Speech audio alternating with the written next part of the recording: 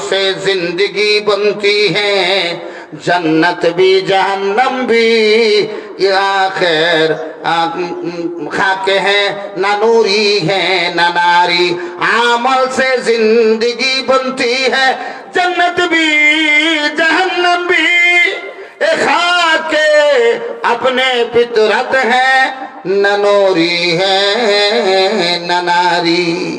আমলের দ্বারাতে জিন্দেগি বনে। আমল দিয়ে মানুষ দামি হয়, আখলাক দিয়ে মানুষ দামি হয়ে যায়।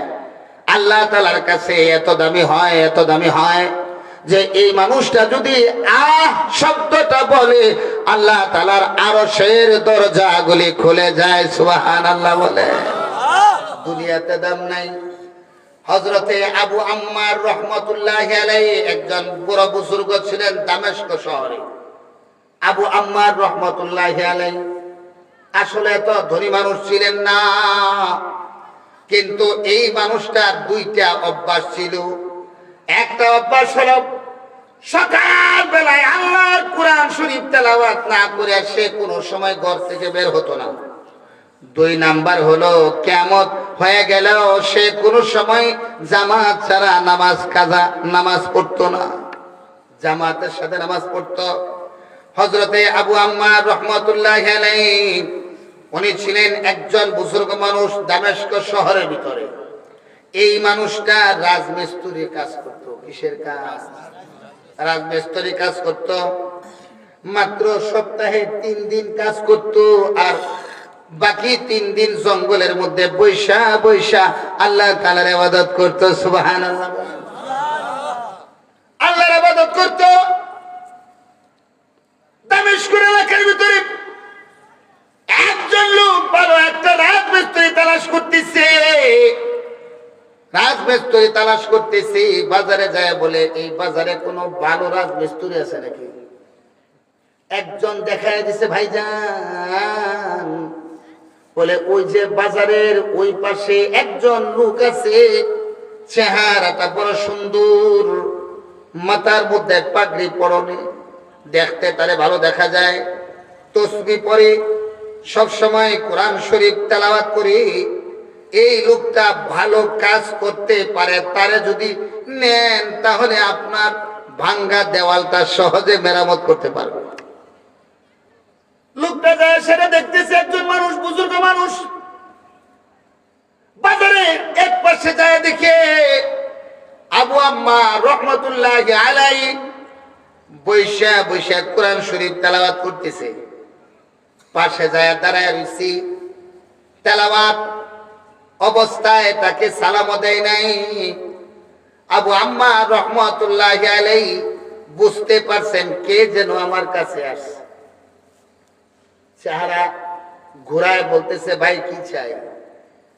সালাম দিছে, আসসালামু আলাইকুম। কয় ভাইজান আমি আপনার কাছে আসছি। আপনার কাছে? বই কেন আসছেন? শুনলাম আপনার নাকি রাজমিস্ত্রি, কিন্তু আপনার চেহারা এত সুন্দর, এত সুন্দর আপনার চেহারা, আপনাকে দেখে মনে হয় না যে আপনি রাজমিস্ত্রি। আপনি কি রাজমিস্ত্রি কাজ পারেন? বলে হ্যাঁ পারি। আপনি কি আমাকে নিবেন? বলে হ্যাঁ নিব। কাজ করতে পারবেন নাকি? বলে পারবো। তাহলে ঠিক আছে ভাইজান আসেন। আবু আম্মা রহমাতুল্লাহি আলাইহি রাজমিস্ত্রি, তিনি বলতেছেন, ভাইজান আমারে কাজে নিবেন, কিন্তু আমার আপনার কাজে যাব শর্ত 2টা। কয়টা শর্ত? 2টা শর্তের সাথে যদি মিলে তাহলে আমি আপনার কাজে যাব, নচেত যাব না। কয় শর্ত 2টা কি? কয় 1 নাম্বার শর্ত হলো বর্তমানে মার্কেটে রাজমিস্ত্রির মূল্য আছে 2 টাকা। মূল্য আছে কত? 2 টাকা। 2 টাকা রোজে রাজমিস্ত্রি কাজ করে। আর আমাকে যদি আপনি নেন, আমি আপনার কাছ থেকে 2 টাকা নেব না, আপনার কাছ থেকে আমি 1 টাকা নেব, মাত্র 1 টাকা। আমি আপনার কাছ থেকে 2 টাকা নেব না, 1 টাকা নেব।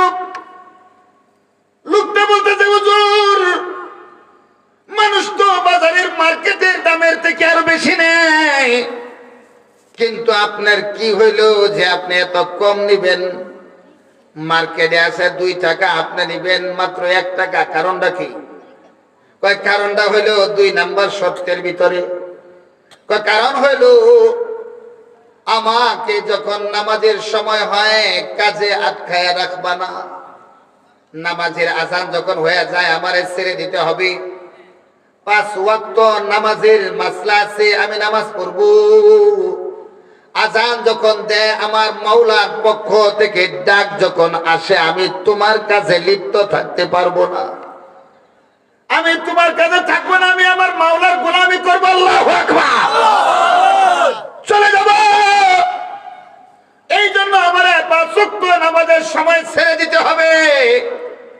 5 ওয়াক্ত নামাজের সময়টা যে ব্যয় হবে, বলে এই সময়টার মূল্য আমি তোমার কাছ থেকে নিব না।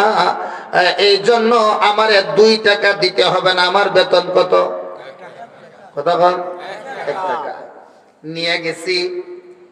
আবু আম্মার রহমতুল্লাহ আলাইহি চলে গেছেন, রাজমিস্ত্রি কাজ করতেছে, তো আল্লাহ তাআলা বরকত দেওয়া শুরু করছে। সুবহানাল্লাহ।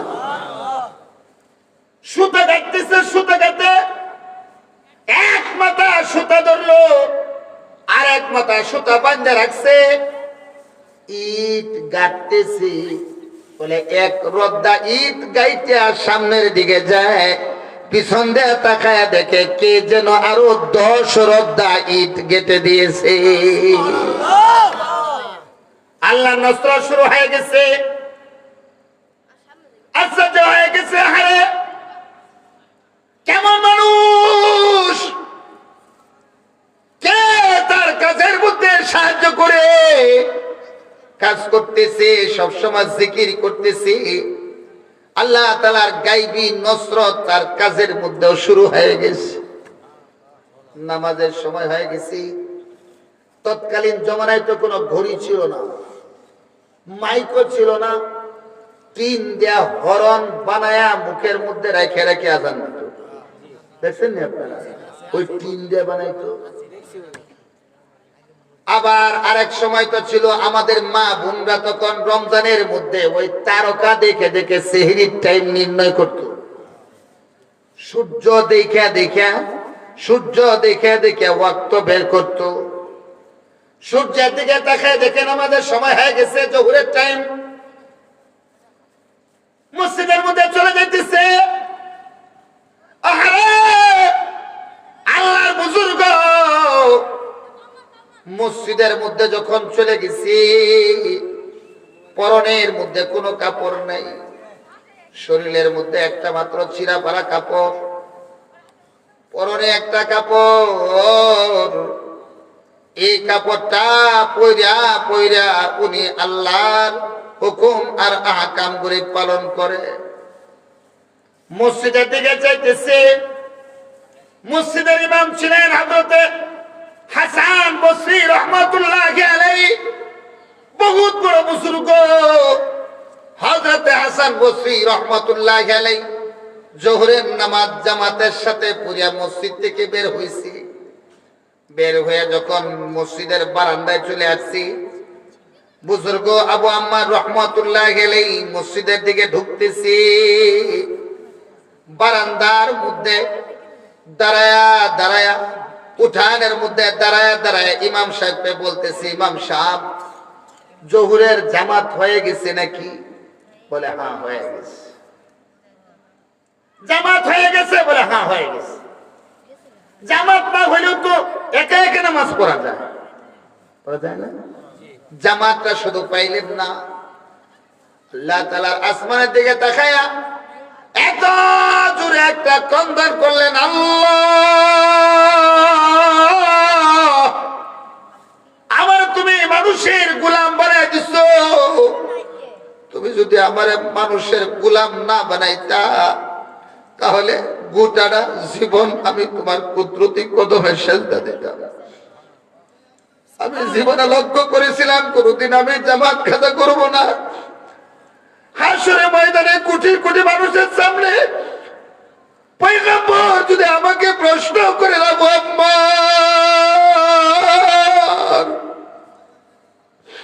আল্লাহর ফরজটা তুই আদায় করলি, আমি বিশ্ব বিশ্বনবী কি অপরাধ করেছিলাম? আমি নবীজির সুন্নতটা তুই ছেড়ে দিলি, আমি পয়গাম্বরের সামনে কি জবাব দিব? আল্লাহ, আমারে তুমি কেন মানুষের গোলাম বানাইছো?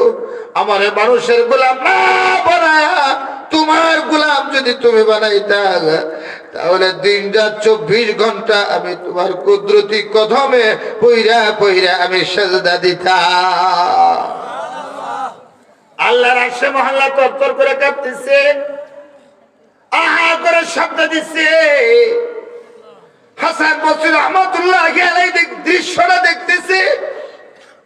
আল্লাহ বলি বুজুর্গ হাসান বসরি বারান্দার মধ্যে দাঁড়ায়া দাঁড়ায়া এই গরিব দিন মজুর আল্লাহর ওলির অবস্থাটা দেখতেছি।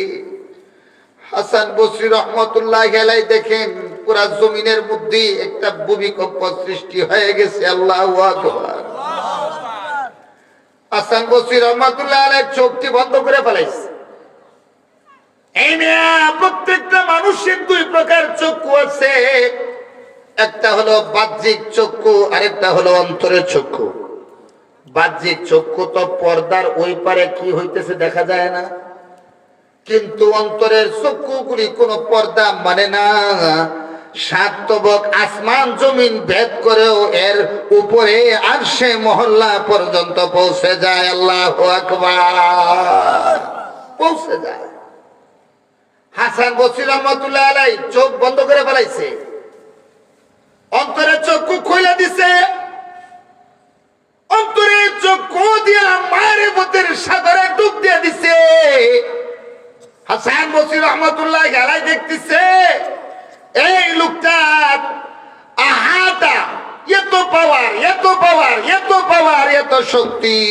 ওই আহ শব্দটা উপরের দিকে উঠতে উঠতে উঠতে প্রথম আকাশ ছিদ্র হইয়া, দ্বিতীয় আকাশ ছিদ্র হইয়া, একদম সপ্তম আকাশ ছিদ্র হইয়া তার আহা শব্দটা আল্লাহ তাআলার আরশে মহল্লার সাথে ধাক্কা লাগে গেছে। ধাক্কা লাগে গেছে। আফসোস করতেছে, আফসোস করতেছে। এবার ডাক দিয়ে বলতেছে, চক্ষু খুলিয়া লোকটারে জড়ায় ধরে ফেলাইছে। আবু আম্মা রহমাতুল্লাহ আলাইহি জড়ায় ধরিয়া বলতেছে, ভাইজান, ও ভাইজান, কি তোমার পরিচয়? তোমার পরিচয় বলো। নামাজ আদায় করছে, সিরা ফারাকা পরে আদায় করছে। ডাক দিয়ে বলতেছে, আমার কোনো পরিচয় নাই, আনা আব্দুল্লাহ, আমি আল্লাহ তাআলার একজন নিম্ন ইমানদার একজন বান্দা। হাসান বসরি এত বড় বুজুর্গ, তিনি বলতেছেন, ভাইজান, আমার সারা জীবনের নামাজটা তুমি নিয়ে যাও। আমি সারা জীবন যত রোজা রাখছি, আমার রোজার সওয়াব তুমি নিয়ে যাও। আমার সারা জীবনের যত জিকির আজকার আছে সব তুমি নিয়ে যাও। আমার জীবনের যত তাহাজ্জুদ আছে সব নিয়ে যাও। আমার জীবনে যত দান খায়রাত করছি, সদকা করছি, সব সবগুলি তুমি নিয়ে যাও। আর আজকে যে জামাত না পায়া আল্লাহ তাআলার কাছে আফসোস করলা, এই আফসোসটা শুধু আমারে দিয়া দাও। আবু আম্মা রহমাতুল্লাহ আলাইহি বলতেছেন, ঈদ কে দিন সব মিলুঙ্গে, ईद के दिन सब मिलेंगे अपने अपने यार से, जो शिकायत हम करेंगे कातिबे तकदीर से, जो शिकायत हम करेंगे कातिबे तकदीर से। आखिरी আমার আফসোসের মধ্যে তুমি কি পাইছো? এবার হাসান বসরি রহমাতুল্লাহ আলাইহি বলেন, তোমার আফসোসটার ভিতরে ছিল দরদমক আফসোস, তোমার আফসোসের ভিতরে ছিল নবীর প্রেম মাখা আফসোস, তোমার আফসোসের মধ্যে ছিল তাকওয়া মাখা আফসোস, তোমার আফসোসের মধ্যে ছিল সুন্নাত ওয়ালা আফসোস, তোমার আফসোসের মধ্যে ছিল আল্লাহর ভালোবাসা ওয়ালা আফসোস। বলে এই আফসোসটারে আমি দেখছি আসমানের দিকে যাইতে যাইতে যাইতে একেবারে আসমান ছিদ্র হইয়া আল্লাহর আরশ পর্যন্ত যায়া ধাক্কা লাইগা দিছি। এইটা তুমি আমারে দিয়া দাও। আবু আম্মার রহমাতুল্লাহ আলাইহি আসমানের দিকে তাকায় বলতেছে, আল্লাহ এটা তো और मेरे अंदर सीरती ये बैत तो क्यों जाहिर कर रही है। আল্লাহ তোমার আর আমার ভিতরে এটা একটা গোপন সম্পর্ক ছিল, তুমি এই গোপন সম্পর্কটা কেন জনগণের সামনে প্রকাশ করে দিছো? আয় আল্লাহ, প্রকাশ যেহেতু করে দিছো, এই জন্য তুমি আমারে দুনিয়া থেকে নিয়ে যাও। হাসান বসরি রহমাতুল্লাহ আলাইহি স্বপ্নে দেখতেছেন আবু আম্মার ইন্তিকাল করছি, তার লাশটা কবরের মধ্যে রাখা হয়েছে। কবরের মধ্যে রাখার সাথে সাথে এবার তিনি নাম কবরের মধ্যে যায় মুনকার নাকির ফেরেশতা যখন আসছে বলতেছে, মার রব্বুকা, তোমার রব কে? তখন তিনি দেখতেছেন পশ্চিম দিকে সূর্য উদিত অস্ত যাইতেছে, আসরের টাইম হয়ে গেছি। এবার ডাক দিয়ে বলতেছে, ও ফেরেশতারা, সূর্য অস্ত যাইতেছে, তুমি কি জানো না? তাহলে তাড়াতাড়ি আমারে নামাজের ব্যবস্থা করে দাও, আমি আগে নামাজ পড়ি, তারপরে তোমাদের প্রশ্নের উত্তর দিব। আল্লাহু আকবার বলেন। আমি আগে নামাজ পড়ি, তারপরে প্রশ্নের উত্তর দেব।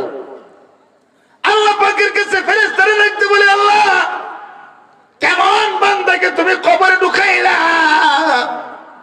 কবরের মধ্যে মানুষগুলি আইসা ভয়ে আতঙ্ক হয়ে যায়, আর এই মানুষটা নামাজ পড়তে চায়। আল্লাহ পাক রব্বুল আলামিন বলেন, দুনিয়াতে এসে হাজারো কষ্টের ভিতরে থেকে কোনো সময় নামাজ কাজা করতো না, অভ্যাস হয়ে গেছে, কবরের মধ্যে এসে নামাজ কাজা করতেছে। আল্লাহ পাক ডাকতে বলে, ফেরেশতারা রে, আমার বান্দারে নামাজ পড়তে দে, আমার কুদরতি কদমে সেজদা করতে দে, আমার বান্দার নামাজের ভিতরে ডিস্টার্ব করবে না, যত প্রশ্ন লাগে আমার সাথে কর, আমি আল্লাহ পাক আমার বান্দার পক্ষ থেকে সমস্ত প্রশ্নের উত্তরগুলি দিয়ে দিব।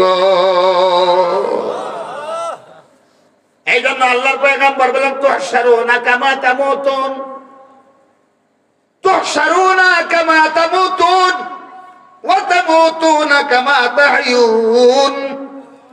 পয়গম্বর বলেন, তোমার হাসর হবে তেমন, এ যুবক ভালো করে শোনো, তোমার হাসর হবে তেমন, কামা তামুতুন, যেমন হবে তোমার মরণ।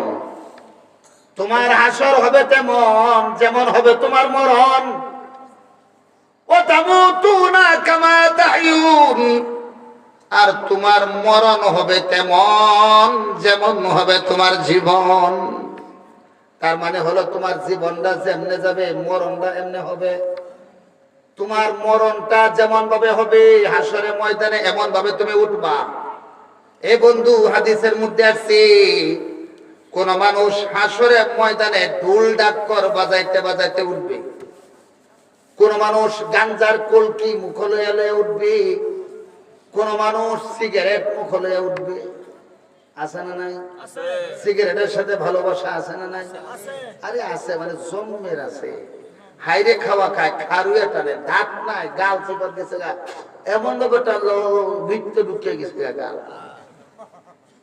কথা বল না গেল, জন্মের খাওয়া খায়, বাথরুমে বইয়াও খায়, শেষ পর্যন্ত নাই ওই যে খের দিয়া ফেস দিয়া ধরে। আরাম করে গালি দে। আমরা লম্বা কাপড় পরে কাপড়ের দাম বাড়াইছি, লম্বা কাপড় পরে কাপড়ের দাম বাড়াইছি। হাই রে হাই রে হাই, কম বক্তার দল, দুষ যত সব মূল্যায়ন দোষ। কাপড় পরে, লম্বা কাপড় পরে কাপড়ের দাম বাড়াইছি। 150 টাকা কেজি কাঁচামরিচ, আলু 80 টাকা, এটি তোর কোন বাপে বাড়াইছে? কথা কর না কে, কোন মূল্য বিক্রি সিগারেট খা, 150 টাকার পেনশন 1700 টাকা, এটা কেনা বাড়াইছে? তোমরা বাড়াইছো, জন্মের বাড়ান বাড়াইছো। বলে কথা ঠিক না? ঠিক। এই জন্য যে যেমনে দুনিয়াতে থাকবি, মরণটা এমনি হবে, কথা বুঝেন? হাসর ময়দানে কিছু মানুষ উঠবে, জমিন নিয়ে, জমিন বিশাল বড় পাথর মাথায় নিয়ে উঠবে। ভালো করে বুঝছেন নিয়ে, পাথর মাথায় নিয়ে উঠবে, পাথর সোজা হয়ে উঠতে পারবে না, কোমর বাঁকা হয়ে যাবে। ফেরেশতারা জাহান্নামের বিশাল মুগর দিয়ে কোমরের মধ্যে বসাইবে, সোজা বাপ, আবার সোজা হবে। জমিনটা পাথর বানায়া আল্লাহ মাথার মধ্যে দিয়ে দিছে, এই পাথর নিয়ে উঠবে, আবার বোঝা হয়ে যাবে। ফেরেশতারা পিটাইবে। কেন? বলে এই মানুষটার এই হালত কেন? বলে এই মানুষটা হলো দুনিয়াতে জমিন সুর। জমিন সুর বুঝেননি? আই কার্ডে এই সুর, ইন্টারন্যাশনাল সুর। এরপরে পরের জায়গা দখল করে। এই সুরগুলির মধ্যে উন্নত সুর হইল, বলে যে মেয়ের সম্পদ গুলি ওয়ারিশ মারিয়া ছেলেদের কাছে দিয়া দেয়। এরকম আছে না নাই? ওয়ারিশ মারণ না সুর, পরের সম্পদ দখল করুন না সুর নাই? বুঝলাম না, থাকলে তো ভালো কথা, আমরা রাগ হওয়ার কথা। বলে এদেরকে বিশাল বড় পাথর মাথায় দিয়ে দিয়ে হাসরের ময়দানে উঠাইবেন আল্লাহ। যা এ বিশাল পৃথিবীর একটা পাথর বানায় আল্লাহ মাথার মধ্যে উঠাই দেবে, যা দিয়া দিলাম জন্মের জমি এখন লইয়া যা। এবার আফসোস করবি। আবার কিছু কিছু মানুষ দেখবেন মুখের মধ্যে মদের বোতল নিয়ে উঠবে। মদের বোতল মুখে নিয়ে যদি উঠে, আপনারা বলতে পারেন যে হুজুর এনে আবার মদ পাইব করতে হলে, কয় আল্লাহ তাআলা শাস্তি দেওয়ার জন্য ওই ব্যবস্থা করার মতো শক্তি তার আছে না নাই? মোট কথা দুনিয়াতে যে যে কাজ করছে, মরণের সময় ওই কাজটা তার চোখের সামনে আসবে। হাসরের ময়দানেও সে এইভাবে উঠবে। সুবহানাল্লাহ বলেন। হাসরের ময়দানে কিছু কিছু মানুষ দেখবেন জিকির করতে করতে উঠবে, লা ইলাহা ইল্লাল্লাহ, লা ইলাহা ইল্লাল্লাহ, লা ইলাহা ইল্লাল্লাহ, লা ইলাহা ইল্লাল্লাহ মুহাম্মাদুর রাসূলুল্লাহ।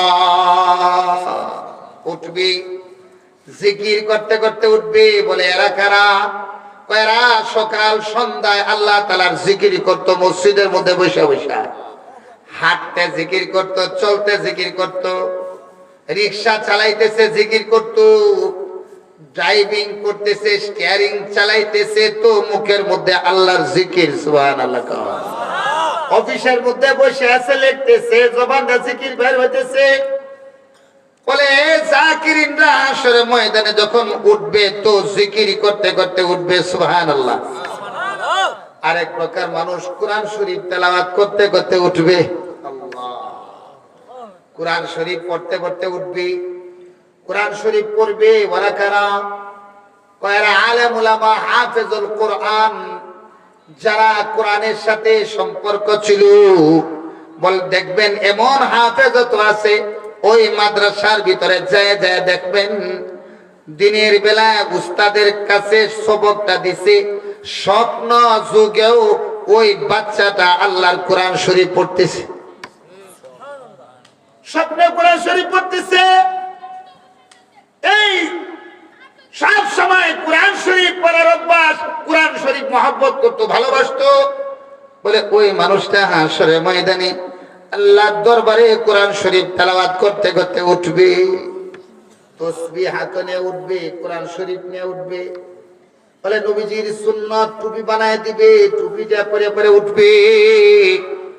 নামাজ পড়তো, নামাজের সেজদা অবস্থায় সে হাসরের ময়দানে উঠবে। তুহশারুনা কামা তামুতুন ওয়া তামুতুনা কামা তাহইউন। তোমার হাসর হবে তেমন যেমন হবে তোমার মরণ, তোমার মরণটা হবে তেমন যেমন হবে তোমার জীবন। সুবহানাল্লাহ বলেন। এই জন্য আল্লাহরে পাইতে চাও, বলে আল্লাহকে পাওয়ার জন্য পৃথিবীর কোন সম্পদের প্রয়োজন পড়বে না, কোন সম্পদের দরকার নেই। আল্লাহরে পাওয়ার জন্য একটা রিক্সাওয়ালাও পাইতে পারে, আল্লাহকে পাইতে গেলে একটা ভ্যানওয়ালাও পাইতে পারে, আল্লাহকে পাইতে গেলে একজন ঠেলাওয়ালাও পাইতে পারে, দিনমজুর ভিক্ষুকও পাইতে পারে। বলে যদি তার অন্তরের মধ্যে আল্লাহ এবং রসুলের মহব্বত থাকে, ঈমান আর আমল যদি তার মজবুত হয়, বলেন কথা ঠিক না বেঠিক? कातिब से मेरा नाम है अमल मंगा कर, जितने अमल जिसते हैं उन सबको मिटा दो, और जितने अमल जिसते हैं उन सबको मिटा दो। पाकीज़ा तो रज़ अर्ज़ समा जन्नतुल करार, आराम गहे पाक रसूल अरबी है, आराम गहे पाक रसूल अरबी है। अल्लाह अकबर। এই জন্য মহব্বত থাকবে অন্তরে। কার মহব্বত? হ্যাঁ, সবাই কয় না কার মহব্বত? আল্লাহর মহব্বত। শেষ কথা, মহব্বত যার থাকবে ও মহব্বতে মানুষকে সমস্ত কঠিন কাজগুলি সহজ করে দেয়। সুবহানাল্লাহ বলেন, সহজ করে দেয়। এই জন্য আলেম উলামার ভিতরে আল্লাহর মহব্বত আছে, রসুলের মহব্বত আছে, রসুলের মহব্বত আছে। এই জন্য হাজারো কষ্টের পরেও তারা কারো কাছে কোনো অভিযোগ করে না। কথা বল না কেন? কোনো অভিযোগ করে না। দেখবেন দুনিয়ার সবকিছুর দাম বাড়ছে, বাড়ছে না? সব কিছুর দাম বাড়ছে। আলুর দাম, পেঁয়াজের দাম, রসুনের দাম, লবণের দাম, সব কিছুর দাম বাড়ছে, সব বাজার বাড়ছে। কিন্তু মৌলবীর বাজারটা বাড়লো না, এটা আগের বাজারই আছে। এটা এখন আগেরটার মধ্যেই আছে, এটা বাড়া না। সবাই খালি হুজুররা টাকা দেখিতে করবো, হুজুররা টাকা দিয়ে করবো। হ্যাঁ, কথা সত্য। এই জন্য আল্লাহ তাআলা এদের টাকার ভিতরে এত বরকত দিছে। কেন?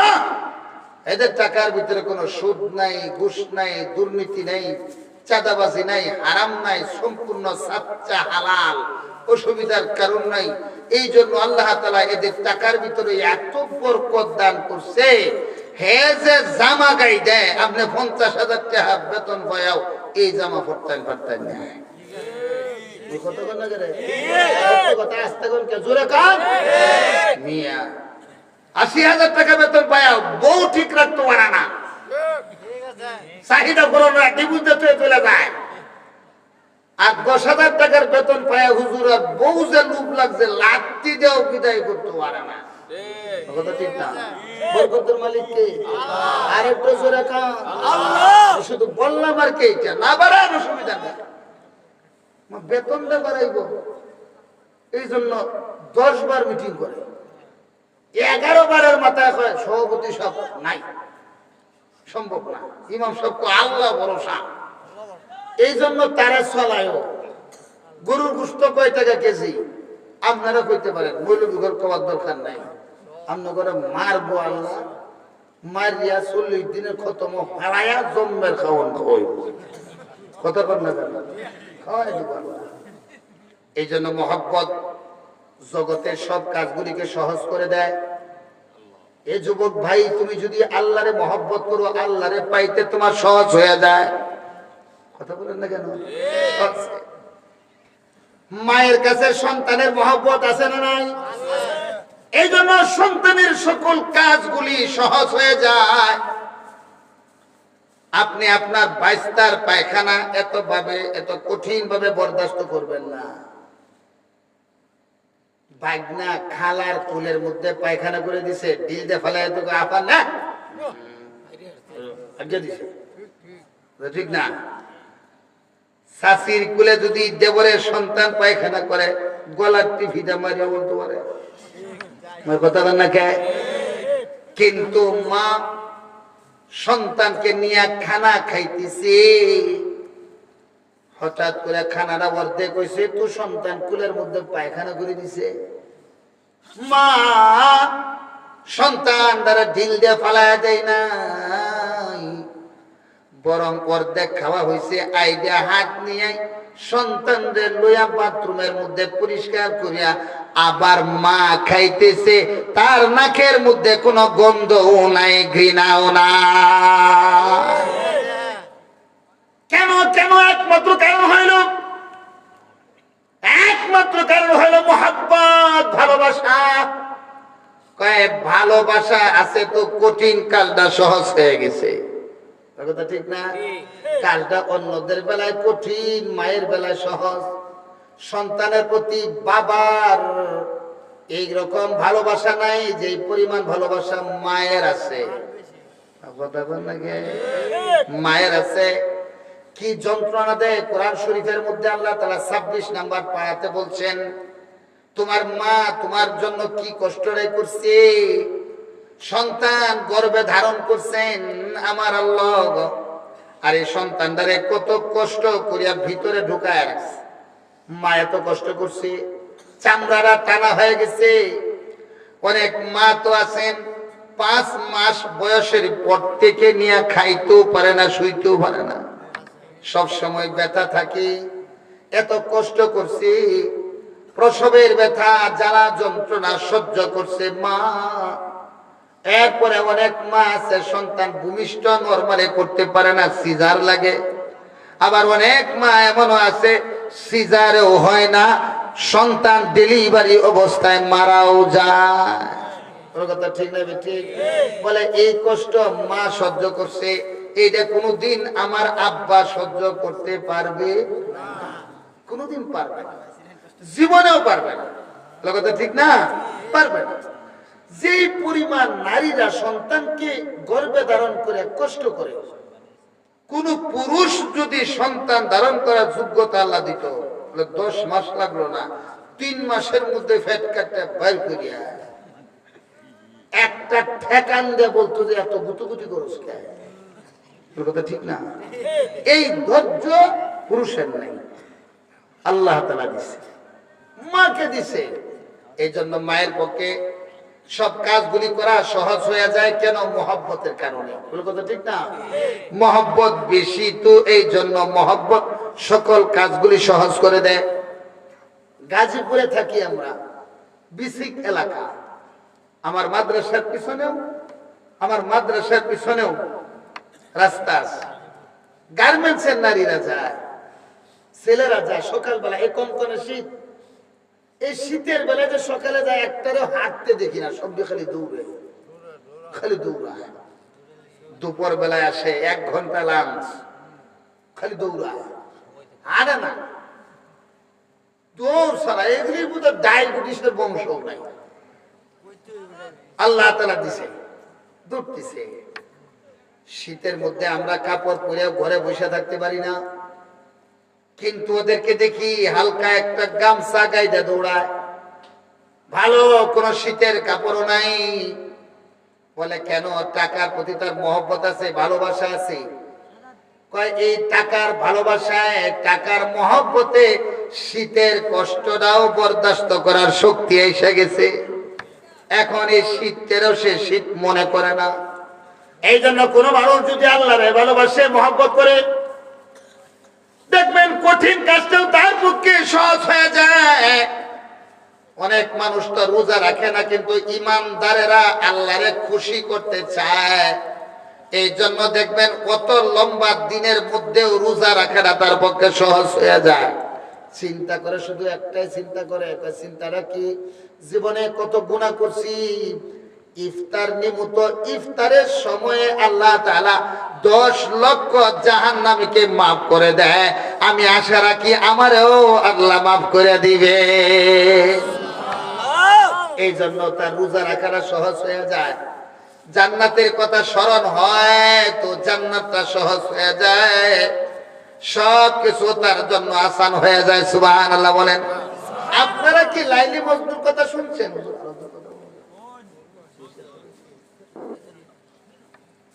আল্লাহু আকবার। দেখতে খুব ভালো ছিল। কথা শেষ ভাইজান, অসুবিধা হইতেছে আপনাদের না? আল্লাহ, লাইলি রূপক মহব্বত আর ভালোবাসার একটা ইতিহাস। লাইলি মজনুর জন্য পাগল, মজনু লাইলির জন্য পাগল। শুনছেন নাই কথা? হ্যাঁ, এটা নতুন করে আর বলার কিছু নাই। কয় একদিন মজনু তো লাইলির কুত্তার পায়ের মধ্যে ধরে সুমাইতেছে। কয় তুই কুত্তার ভাব সমাজ কে? কয় জানোস না এই কুত্তারা সাধারণ কুকুর না, ওরা আমার লাইলি যে রুমের মধ্যে থাকে ওই রুমের সামনে কুকুরটা শুয়ে থাকে শুয়ে থাকে।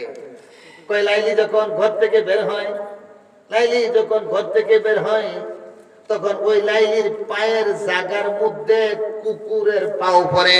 লাইলির কুকুরের পা আমি চুমা দিই, এর ভিতরে লাইলির গান পাওয়া যায়। কইলে কি চুমা দিই? কিতাবের মধ্যে লিখছে একবার লাইলি বিশাল বড় মেহমানদারি আয়োজন করছে। মেহমানদারি আয়োজন করছে, সমস্ত মানুষটারে সিন্নি খাওয়ানোর লেগে দাওয়াত দিচ্ছে, সব যাইতেছে, লাইন ধরে ফেলাইছে। মজনু সংবাদ শুনে সেও খানা খাইতে যায়, লাইন ধরে যায়, লাইলির বাড়িতে যায়। দুনিয়ার লাইনের অবস্থা কি?